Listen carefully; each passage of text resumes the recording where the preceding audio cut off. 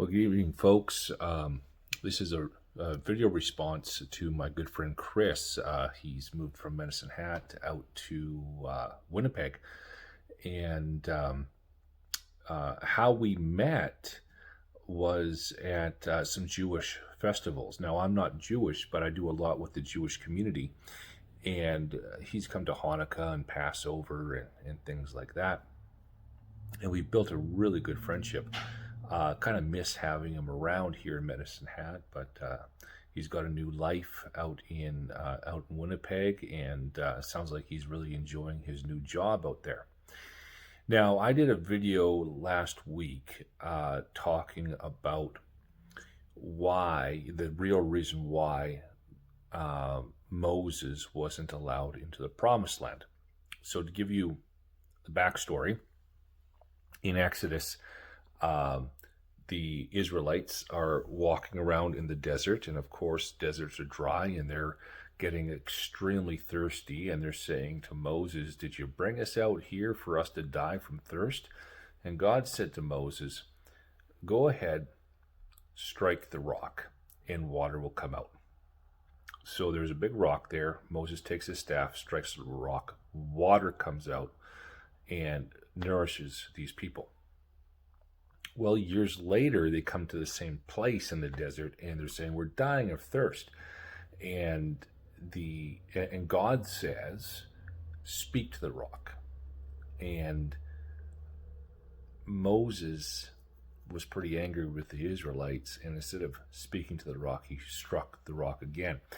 And the point I was making was that he was re-crucifying Christ. Now, Chris, with the rambling dilettante, he said, but this was way before Christ.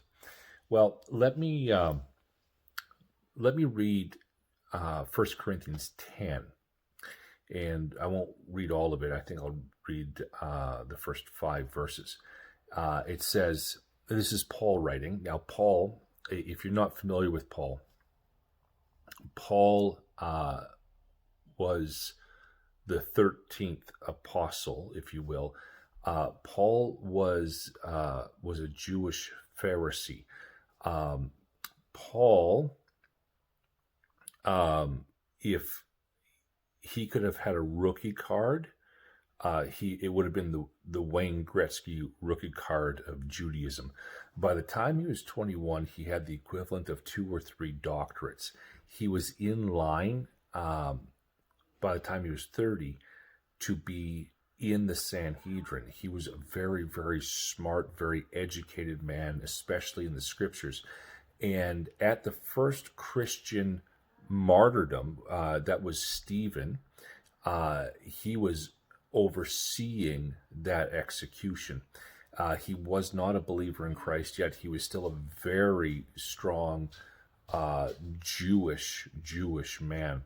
And 2 chapters later in Acts, he meets the risen Christ.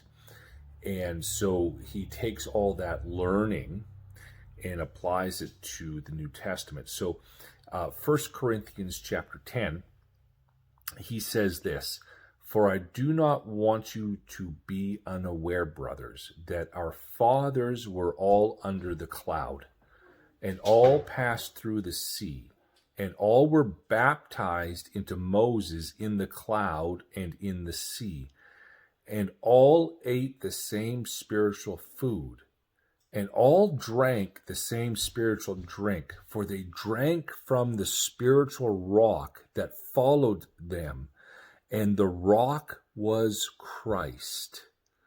Nevertheless, with most of them God was not pleased, for they were overthrown in the wilderness." Verse 6, "Now these things took place as examples for us, that we might not desire evil as they did."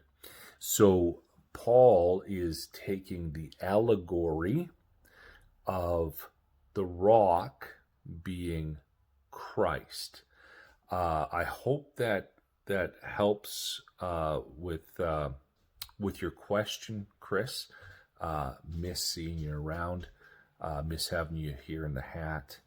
And anytime you're back in the hat, give me a call and we'll get together. Talk to you soon.